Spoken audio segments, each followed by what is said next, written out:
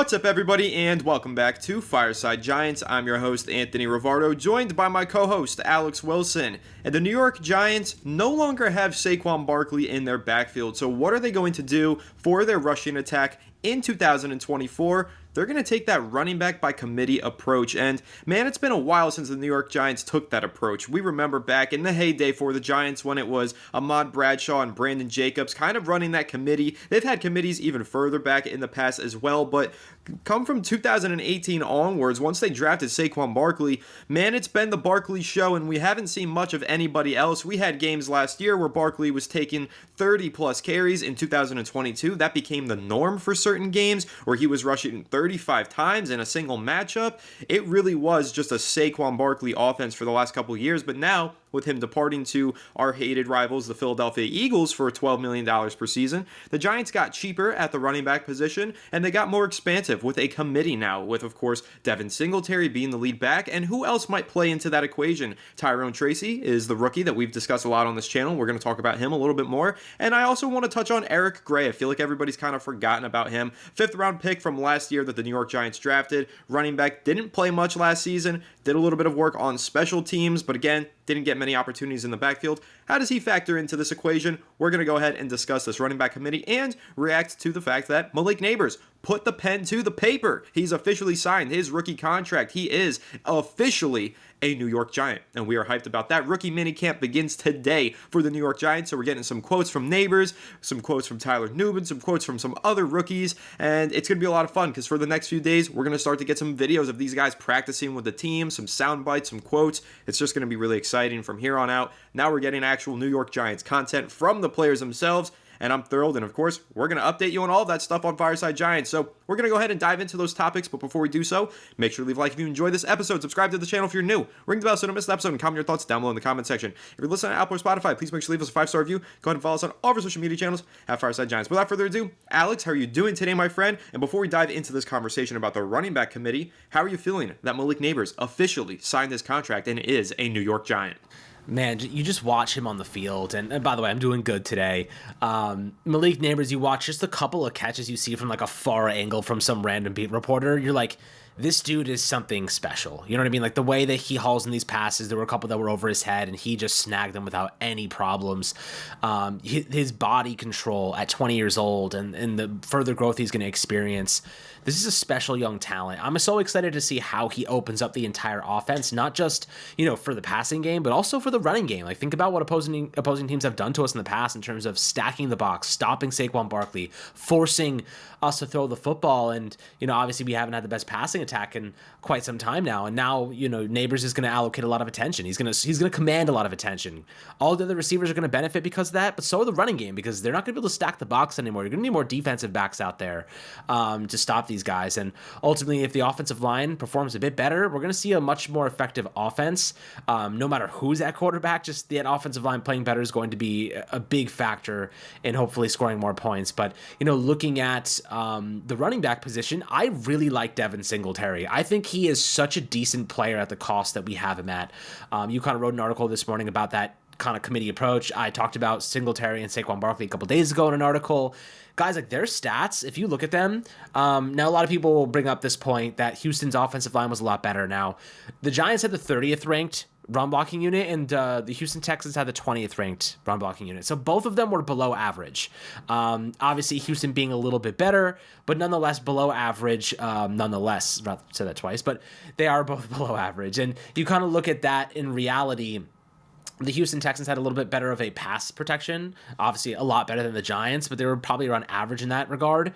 But Devin Singletary put together pretty similar to Saquon Barkley in terms of yards, touchdowns on the ground, yards after contact, yards per carry. Like everything seems like it's pretty comparable. If you look at the numbers, they're very similar. It's not just like a little similar, they're very similar.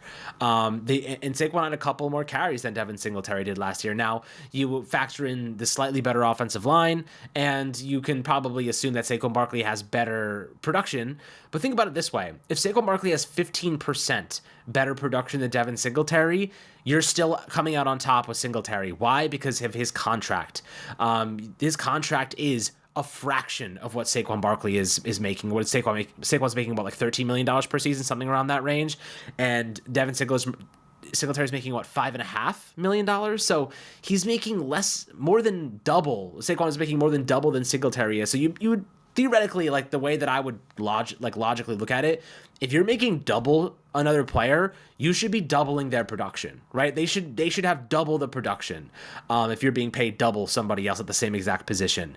If you are Devin Singletary for the Giants, you're probably going to come within 100 to 200 yards of Saquon Barkley and at 3 times as less of a cost, right? So like from a positional value standpoint, this is a really good move for the Giants. Losing Saquon Barkley sucks. I'm not going to sit here and act like, he is, we're better off without him. I would have loved to have Saquon and Malik Nabers on the same team. Of course, that's not the reality.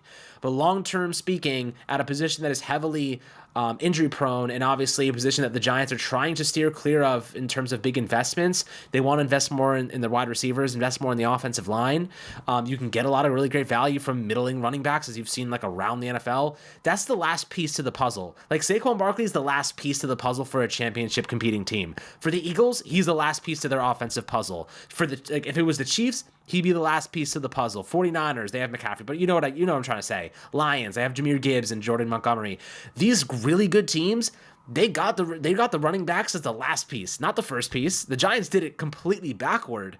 The 49ers, obviously McCaffrey was like, they already had a great team, and he was this like last big push to get them to the hump, and they've made it to the championship game. They made it to the Super Bowl multiple times now. So you kind of look at what the Giants are doing. They're reducing the cost at weaker positions, more injury-prone positions with less value until they get to a point where they can afford to take a gamble, right? You don't want to start investing big in positions that have low positional value.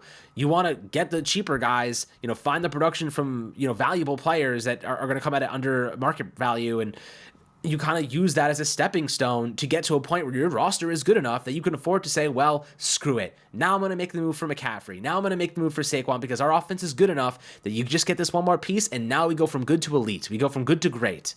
And that is kind of what the Detroit Lions just did with Jahmyr Gibbs. They were really good. They were good in 2022.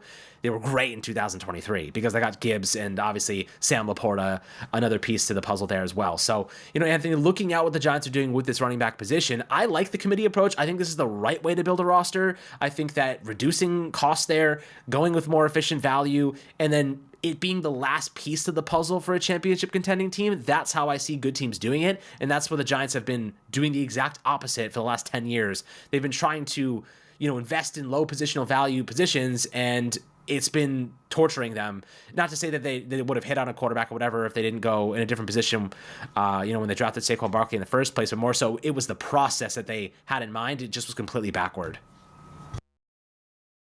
Yeah, I mean, it was during the Dave Gettleman years, the Giants' process of building this team was clearly not the right one. They didn't build this team into a contender during his tenure here. Sure, they've hit on a few draft picks, Andrew Thomas being one of them, Dexter Lawrence being another, I guess Xavier McKinney as well, but overall, they struggled to get value out of their later round draft picks, and that's where I think we're seeing a little bit of a differentiation from Joe Shane's regime and the way that he's built this team. We've gotten some solid reps out of guys like Cordell Flott and other mid-round picks, Daniel Bellinger as well. So the hope is that the New York Giants start allocating their resources towards those positions of high value, like taking a cornerback in the first round. The market on cornerbacks continues to expand. The market on wide receivers is ballooning. Guys like CeeDee Lamb. Lamb is about to step into a $30 million per year contract. So getting cheaper at the position with a high talent player like Malik Nabers is a good move in the long run. So I think that you're right in the sense that the Giants built their team backwards for a few years there,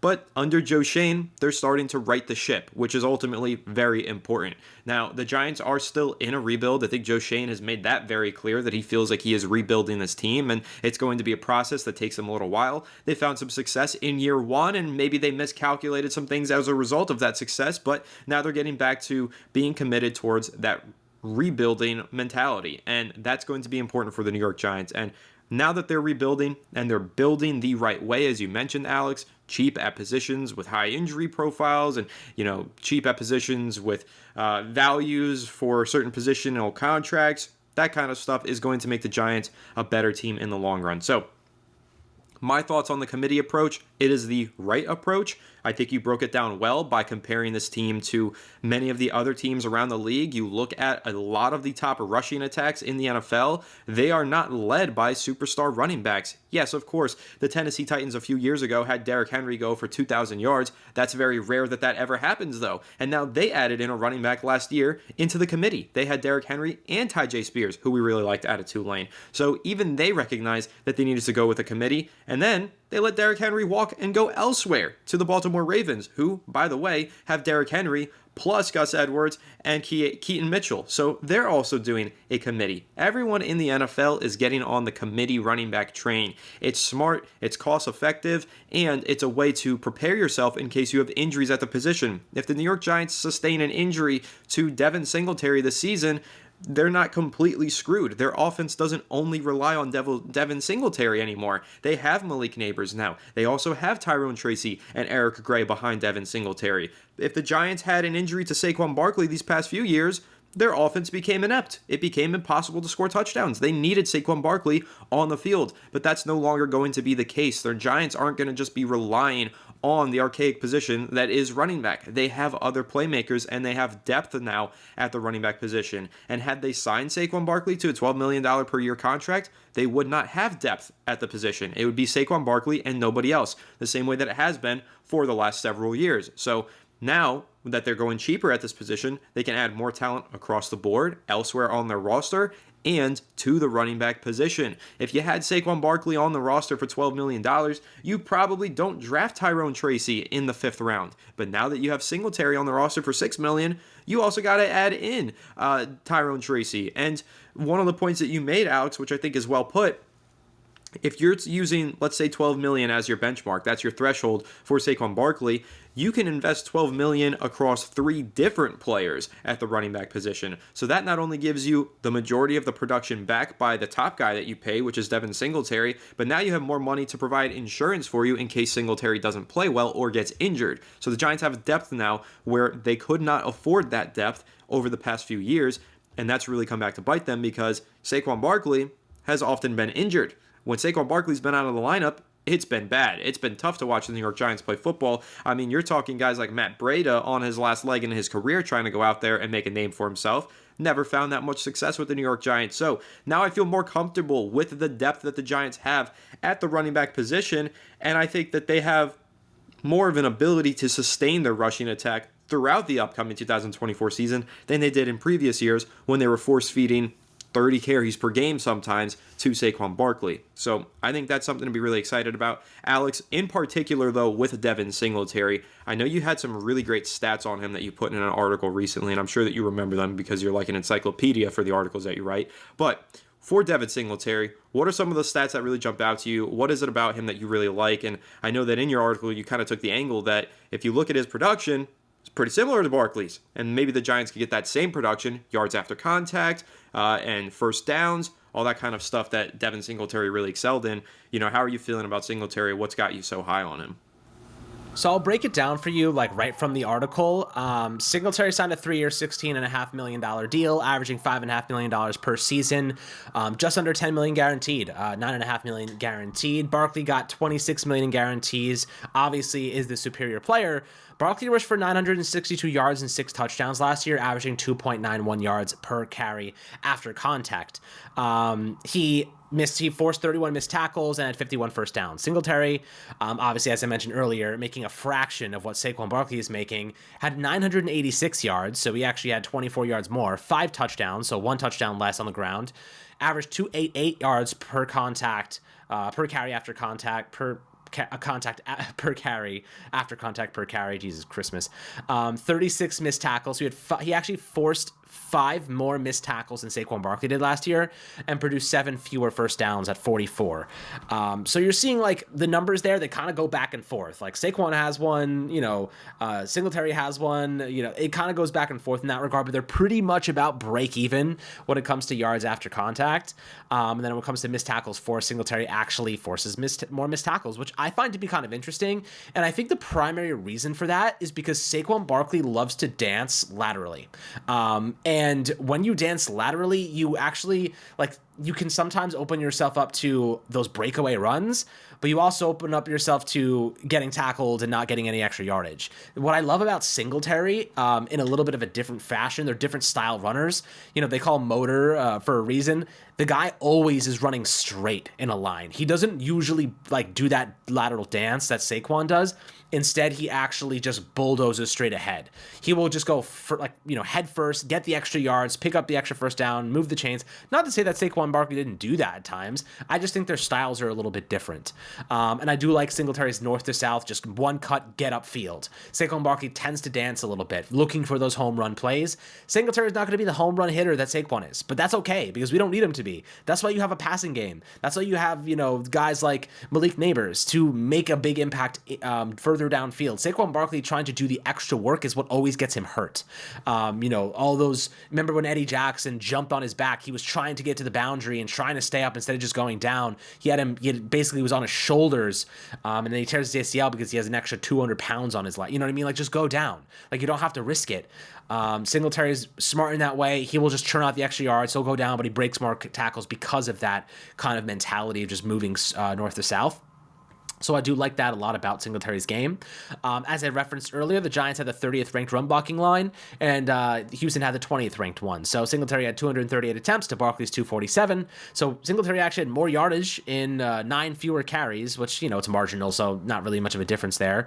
But I did like this. I like Singletary's value. I like what he brings to the team at the cost that we have him at. Like I said, he's getting $16 million less guaranteed on a 2-year deal than Barkley is on a 3-year deal, which is basically a 2-year deal. They kind of structured it so they can get out after that second season anyway. Then you kind of look at what the Giants have behind Singletary, and they had, Houston had Dameon Pierce. They had some decent backs there to support Singletary. Tyrone Tracy, Eric Gray, these are the guys I'm looking at right now. Tyrone Tracy is really, really solid in terms of his ability to generate yardage after contact. He was heavily underutilized as a receiver at Purdue. He's a receiver transitioned to a running back. I fully expect, and by the way, 95% of his receiving yards came after contact, or after the catch, right? So after the catch, he produced 129 yards after catch on like 135 receiving yards. Like, you're seeing this is a guy that when he gets the football, he takes off. Like, he's gone. You don't get a paw on him. So I love what Tyrone Tracy brings to this team. He's a really good change of pace back, really solid third down option for the Giants as a receiver. Decent pass blocker. You can support in that way on some play action stuff. So I do like Tracy as well as just as a running back in general. Really good size, good frame, not a lot of miles on his legs. He did not get that many carries at the college level. So I am really excited to see what he offers this Giants team moving forward. But, I think that balance of Tracy, who's this kind of like freak athlete with some really great elite traits in terms of contact balance and receiving qualities, mixed in with Singletary, who's just kind of this like run head first into tackles and break them and churn out extra yards. I think this is going to be a little bit more of an effective running game because teams aren't going to respect it as much, so they're not going to stack the box. They're not going to game plan to stop the running game. They're going to game plan to stop Malik Nabers. They're going to game plan to stop Wan'Dale Robinson, there's receiving game. So I'm excited to see how the Giants get creative with the running game, especially in Carmen Brasillo's offensive scheme, or rather their offensive line scheme, in the sense that they love these crack blocks. They love, generating a lot of production on the ground. They had the number one running game 2 years ago with the Raiders and Josh Jacobs. I guess, Josh Jacobs is a better player than Singletary, but you see that Brasillo does have a scheme on the offensive line, a blocking scheme that does favor itself to good rushing production. So I don't think the Giants are going to abandon the running game. I think that they're going to definitely be utilizing the passing game more effectively and a little bit more prominently. But the running game is going to be a major staple in this offense, and the Giants are going to get a lot more value than leaning on one player to do all the damage because it's an unsustainable model at the most injury-prone position in football. Yeah, I completely agree with you, and I kind of just want to add in there and sing my praises for Tyrone Tracy because I think this is a guy where you turn on some All-22 or even just the highlights, whatever, you just watch him play, and he's exciting. He is fun to watch, and you can see the potential there. It's sometimes you look at these guys and you think, oh, he's a really good running back, or oh, he's really good at this. With Tyrone Tracy, it's a little bit different. You just see an athlete, like a guy who's just really difficult to tackle, like a guy who just breaks tackles, who just has great balance, who just has great agility. Like, he's just a football player. He's just an athlete and a guy that you want to get the ball to. And that's what I really like about Tyrone Tracy. He's got a mean streak. He plays with power. He plays with finesse. He's really just one of those guys. give him the ball, see what happens. And that's what I'm excited for with him because, like you mentioned, with Devin Singletary, he's going to be the lead back and get the bulk of the carries. But when the Giants need a little bit of a change of pace, they don't want a guy running just between the tackles and downhill. Maybe they want someone to get lateral and be out on the sideline making some plays. Tyrone Tracy is perfect at that. You throw him some swing passes, some flat routes, some screens, all that kind of stuff. Let him just break some tackles because that's what he's best at. He's just tough to bring down. At least he was at the collegiate level. And when you watch him play, you have to imagine there's going to be NFL players that struggle to bring him down too because he's really good at breaking tackles. So that's what I really like about Tyrone Tracy. And I think that he's going to be a real nice fire to the ice that is Devin Singletary. And I think that he could provide a punch, but also provide a little bit of a spark in the receiving game with his background coming from being a wide receiver. So super excited about Tyrone Tracy. He's a guy that if you guys are in any fantasy football dynasty leagues, I'm definitely stashing him in the later rounds. I'm definitely taking Tyrone Tracy. I think the potential is there for him to be an eventual starter for the New York Giants one day. I'm not the only one that thinks that. Pro Football Focus said that recently as well. They think Tracy has a lot of potential on this team, and I think that it's pretty easy to see when you watch him play. He's one of those guys that once we get closer to the preseason, Alex, I'm keeping a close eye on Tyrone Tracy. Like, I'm very excited to watch this guy get the football in his hands and see what he can do. But to be fair, last year I felt similarly about Eric Gray. Eric Gray has a totally different skill set than either of these two guys. Eric Gray is a little bit small and compact, and he's kind of like your one-cut back. Like, he's got good vision, he makes a cut, and then he hits the hole, and that's kind of it. He's very patient. At least he was at Oklahoma. He did rip some long runs. He provided a little bit as a receiver, and he was supposed to be a good pass-protecting running back coming out of Oklahoma. That didn't really translate in his first NFL season, but I do think Eric Gray is a guy that we can't completely write off just yet. The Giants have seemed like they wanted to get him involved in some ways last season, but they didn't know how to because of Saquon Barkley being on the roster and the offense really running through him. But I do think now that they're going with this committee approach, they've got Tracy for those receiving downs. They've got Devin Singletary for the bulk of the carries. Before those other plays, those in-between plays, I think Eric Gray will see the field in some capacity and hopefully put together some solid plays for the New York Giants. Alex, do you feel like fans are sleeping on Eric Gray? Are you maybe not too high on him? Like, kind of how are you feeling about him as he goes into the second season after really being underutilized entirely in his rookie year?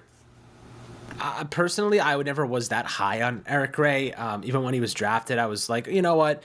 I kind of feel like, let's see what he has. I was never really like intrigued. I didn't think he was like blazing fast or like that elite in any way. I think that he'll have a fair chance to compete. I think that they utilized him very strangely last year. He's never been a punt returner or a kick returner, and for some reason they threw him out there despite the fact that they had other options that made a lot more sense. They got Gunnar Olszewski, who's obviously going to be that primary punt return guy, and then Tyrone Tracy can be your kick returner now. I kind of feel as though Eric Gray's behind the curve at this point. I feel like Tyrone Tracy kind of offers a couple of elite traits that I love and I would love to see the Giants expand upon as a rookie. Eric Gray's got to earn it, man. Like, same with everybody else, though. Like, I'm not going to say Tyrone Tracy's, like, penciled in. He's the guy. Like, he's the one that's going to start or play a lot of snaps alongside Singletary. Like, Eric Gray has a chance to win that job. Be that second guy. Be that second option. Same thing with, like, Jermaine Illuminor and Evan Neal. Like, win that job. Like, earn it. If you're Evan Neal, go and earn it.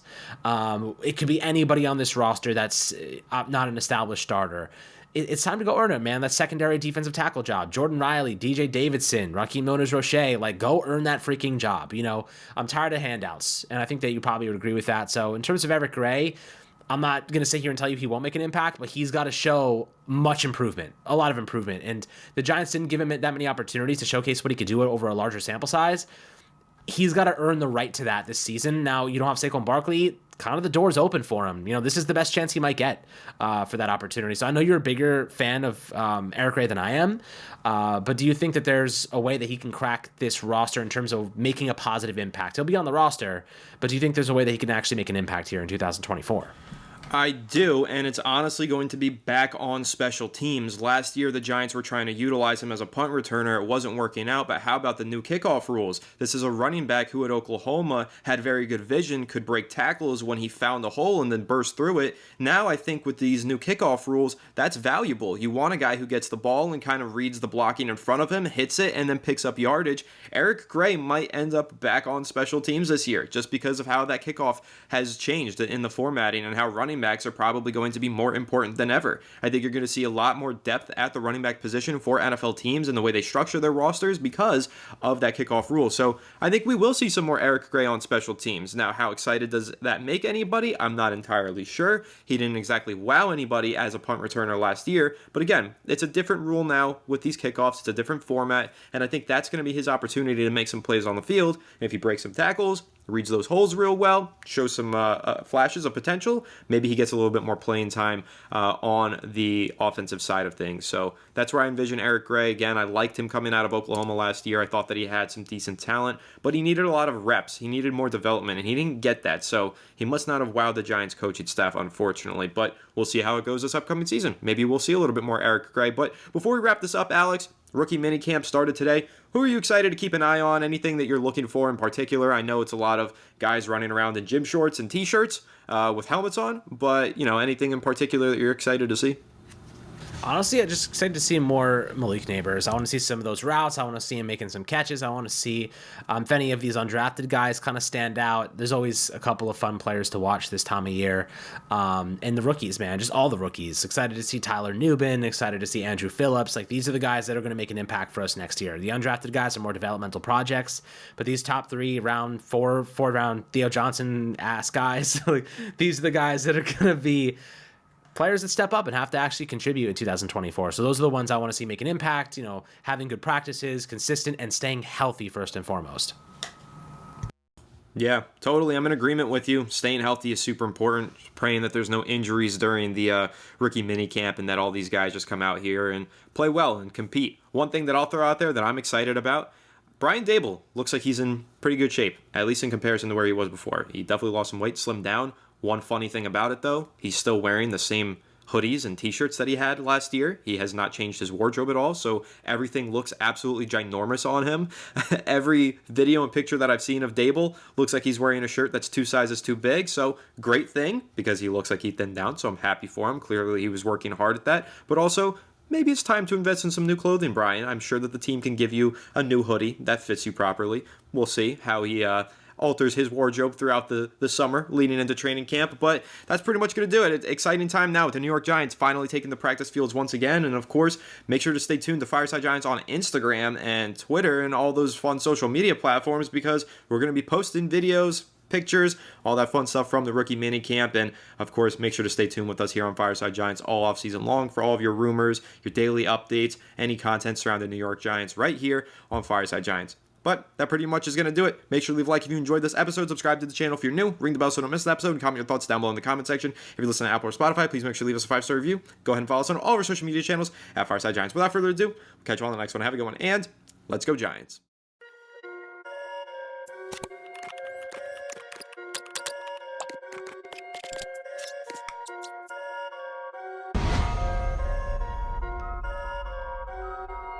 Perfect.